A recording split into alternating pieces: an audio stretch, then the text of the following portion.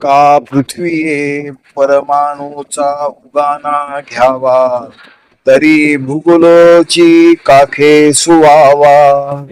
तैसा विस्तारू माझा पहावा, तरी जाणावे माते. श्री ज्ञानेश्वरी अध्याय 10. जसे पृथ्वीतील प्रत्येक परमाणू रेणू मोजायचे ठरवले, तर संपूर्ण पृथ्वीच आपल्या काखेत धरावी लागेल.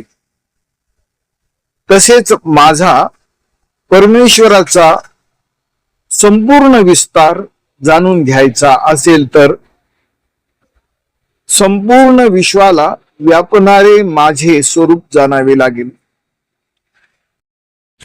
परमेश्वराची महिमा, विभूती आणि व्यापकता अमर्याद आहे.